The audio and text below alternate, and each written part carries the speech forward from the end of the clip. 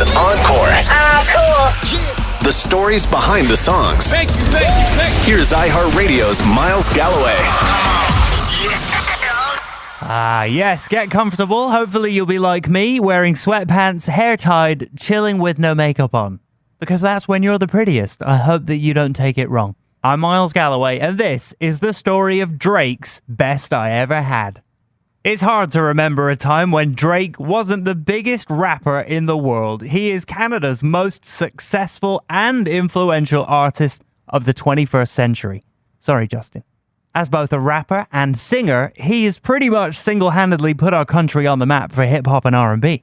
He's a 5-time Grammy winner, has 85 million monthly listeners on streaming services, more than any other rapper, and holds the record for most number 2 singles on the Billboard Hot 100.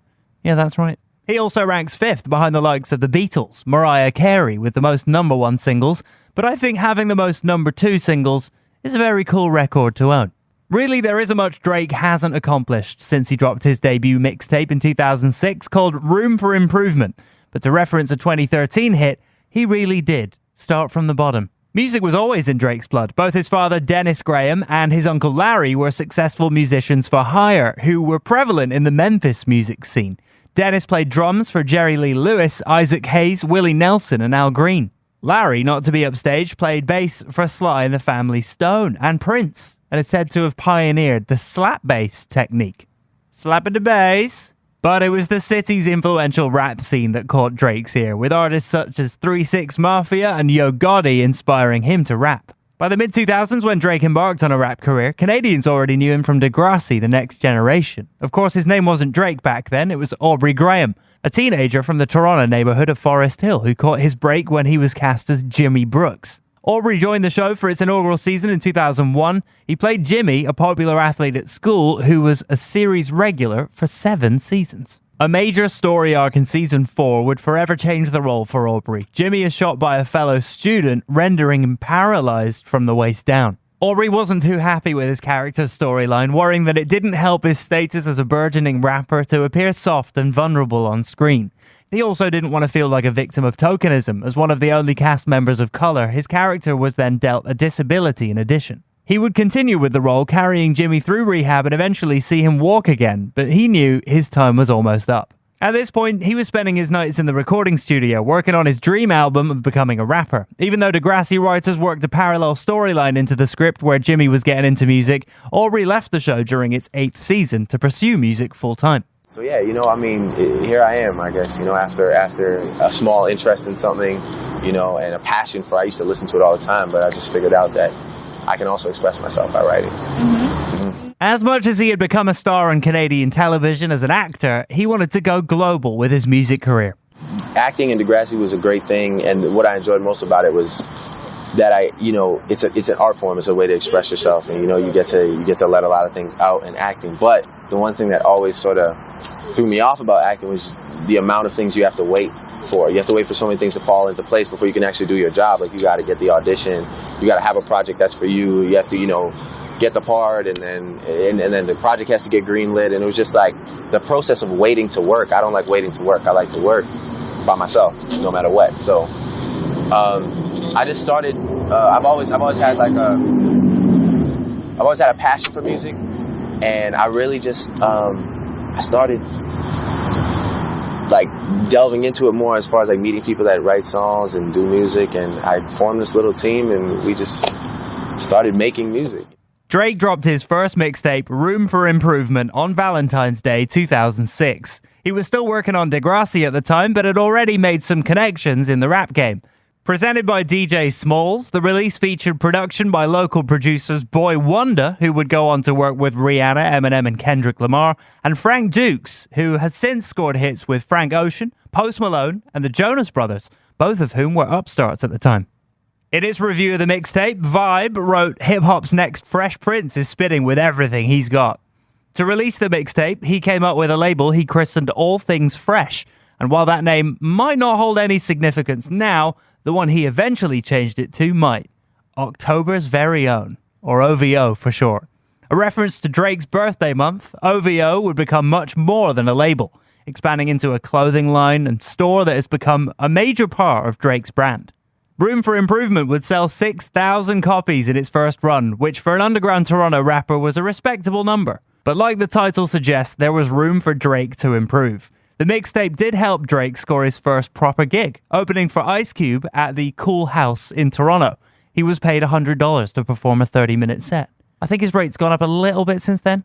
Drake would wait a year before he followed up Room for Improvement, but in that time, he'd already made connections that would help him advance his music. Among the producers he brought in to make beats for him were Ninth Wonder, who had worked with Jay-Z, Destiny's Child, and De La Soul, Atlanta's DJ Toomp, and a couple of local guys, Boy Wonder once again, and Noah 40 Shabib.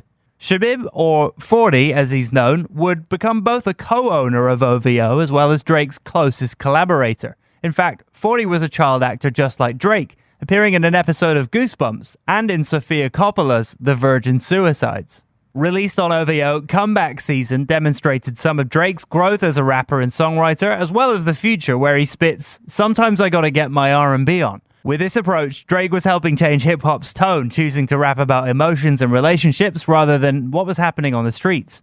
The approach was definitely resonating. Drake's reputation in the rap game was spreading quickly, and guests on Comeback Season included Little Brother, Trey Songz, Rich Boy, and Canada's hip-hop ambassador, Cardinal Offishall. While this was all pretty impressive for an upstart rapper, Drake would soon meet someone who would change everything for him and take his music career to the next level. Jazz Prince was an aspiring rap mogul from Houston, Texas, looking to become a legit rap mogul like his father, Jay Prince, founder of Rap-A-Lot Records. While he was looking around MySpace one day in 2006, he found Drake's artist page and saw a lot of promise in the tracks posted. He played some of the songs for his dad, Jay Prince, but he couldn't hear what Jazz was so excited about. Then one day, Jazz shared Drake's music with New Orleans rapper Lil Wayne, who had just struck gold with his album, The Carter 2. At first, Wayne wasn't impressed. I sent it to him. He told me, I was like, yo, I got an artist, I need your help. You know, blah, blah, blah. He's like, send it to me. I sent it to him. I waited like a week. I hit him every day. You heard it. He finally hit me back. I was like, yo, bro, he sucked. Don't ever play this shit for me again. Jazz persisted, though, and months later on New Year's Day, he played Wayne a few more songs in the car, one of which was Drake's remix of Wayne's own A Milli, a song that had yet to be released commercially. That was the moment Drake became legit. Jazz put Lil Wayne in touch with Drake, and the next day, Drake was flying to Houston to meet with one of his heroes. In 2010, he told Katie Couric for CBS News about how it all happened. He called me one day, and I was in the barbershop getting my hair cut, and he was like, but instead, you know, he called me from his number, but, you know, it was like, and the phone rang, and I picked it up, and it was like, yo, and I was like, you probably know that voice. I was like, hello? I was like, yo, what's up? I was like, this doesn't sound like my friend, and he's like, yo, what's up, it's Weezy.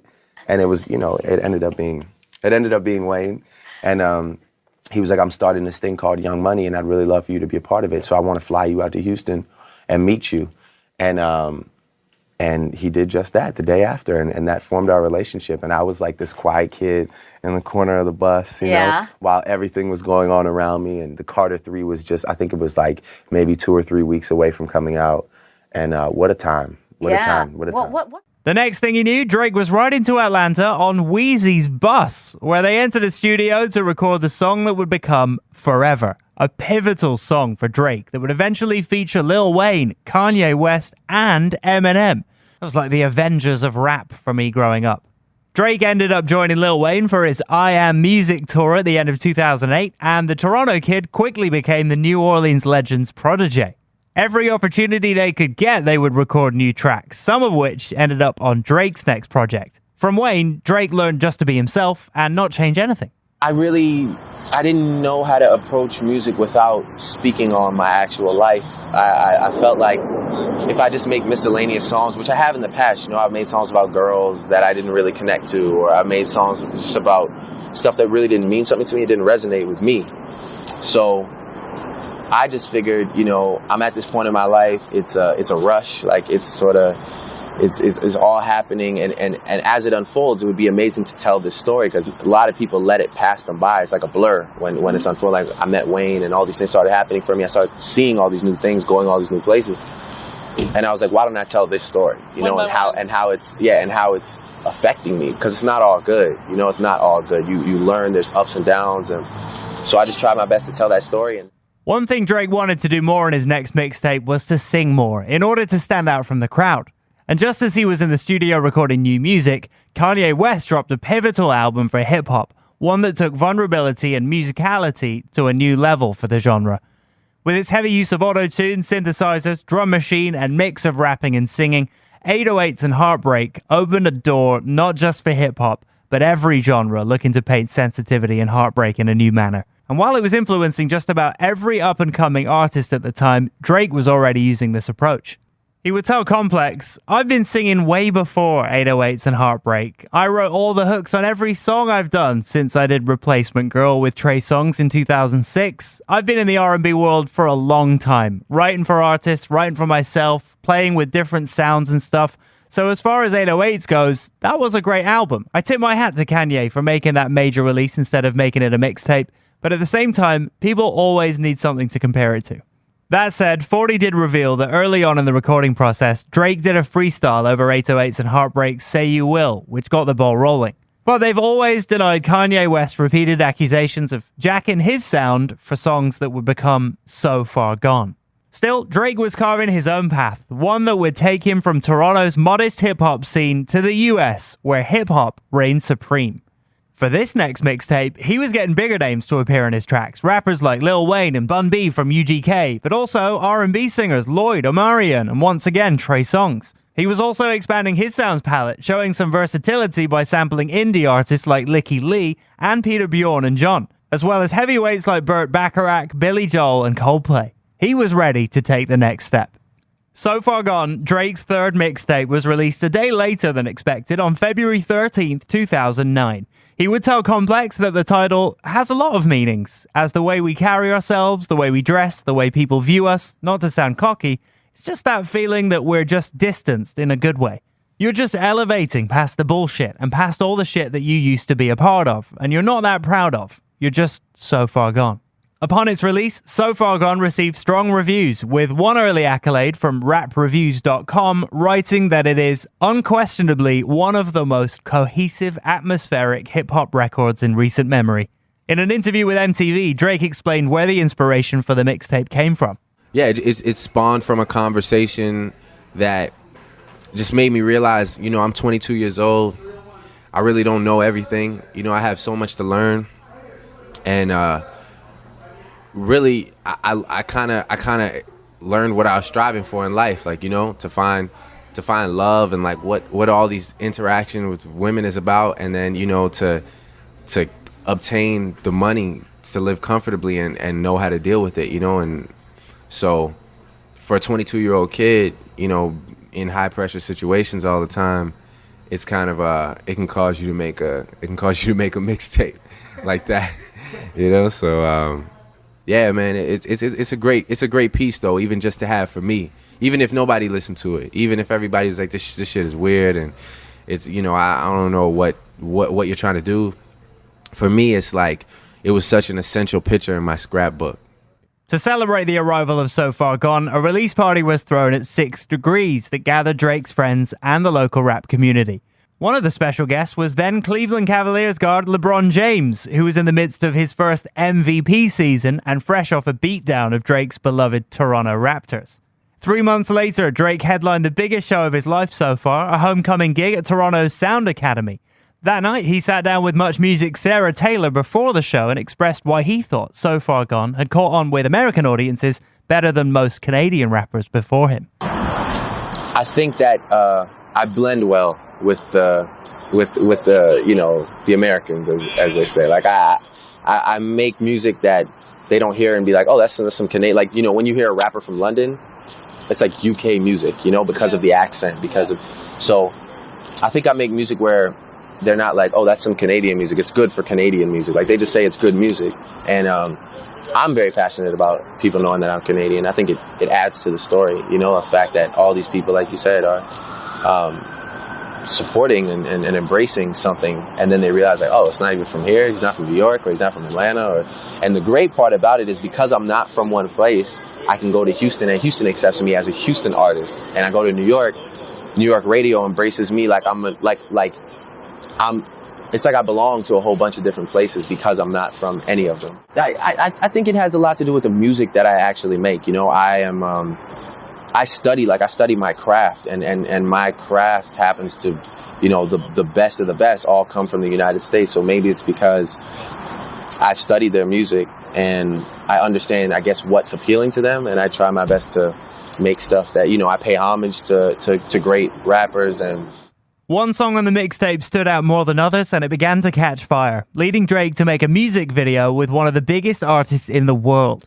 Little did he know there was a backlash waiting for him. No, but is there really a best I ever had? Is there really a girl that is the best I ever had in Drake's world? Yeah. No, this is the best I ever had. I mean, but she might get outdone. I'm only 22, so you know, I got a long road ahead of me. He said, "Watch out, I'm still LeBron James in my first year." That was Drake telling MySpace about Best I Ever Had, the song that would properly introduce him to the world. Produced by Boy Wonder and recorded in one night, the lead track from his third mixtape almost didn't happen. In an interview with XXL, Drake's BFF40 revealed that the song exists only because they needed one more track that could work for radio. So he cut Best I Ever Had in one night, 40 said, one of the biggest songs in his whole career. When Best I Ever Had was released on June 16th, 2009, it changed everything for Drake. Hot 97, the most influential hip-hop radio station in the US, was playing it every chance they got, and it was making its way onto top 40 radio in the US and Canada. The song peaked at number 2 on the US Billboard Hot 100, one of his many number 2s, of course, making it Drake's first ever top 10 single. But the song wasn't without its controversies. Like any hit, others were claiming ownership. Kia Shine, a rapper from Memphis, claimed he co-wrote the song for Drake, based on him sampling Lil Wayne's track, Do It For The Boy. While there is a striking similarity between the song's opening verse and melody and Drake's hit, in September 2009, he posted a statement on his blog saying Kia Shine had nothing to do with the song. There have been questions posted to me in the last few days about the writing of Best I Ever Had, and I figured I'd take time to clear the air directly. I've never met Kia Shine or worked with him. I wrote the entire composition in Toronto, and I borrowed one line from a Lil Wayne song that he produced the beat for. The claims of 25% ownership are false, and for an artist to brag about splits on a song is distasteful to begin with. Then 1 year later, Drake was sued by Playboy Enterprises, which alleged that he had sampled Fallin' in Love, a 1975 song by soft rockers Hamilton, Joe Frank, and Reynolds. Claiming the song had caused irreparable injury from the alleged infringement, the suit asked for all infringing works to be recalled and destroyed. While the infringement suit was dismissed, a judge ordered Drake and his label to pay a settlement to Playboy. Perhaps the most notable controversy surrounding Best I Ever Had stemmed from its music video. Continuing to ride the wave of interest from A-listers, Drake brought in Kanye West to bring his vision for the video to life. Before the video dropped, Drake teased it for MTV News, saying, "I want women to feel special when they watch the visuals and say, I wish that was me, or I know that feeling." That's the goal with the video, to be genuine and not sappy, be sexy and keep it together, but still make women smile. However, that was not the reaction he got from most female viewers.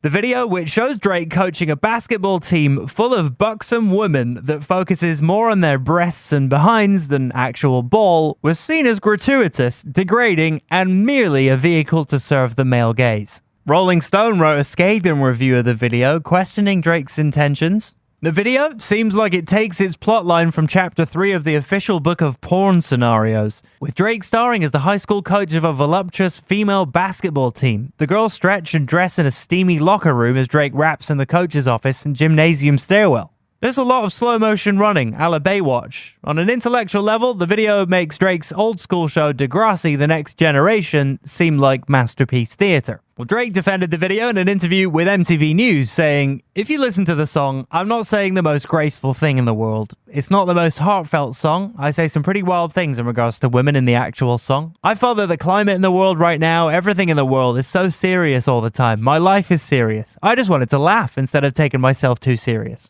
In the end, the video faced too much scrutiny, and it failed to make it into rotation on either MTV or Much Music. In fact, Drake, to this day, hasn't uploaded it to his YouTube channel.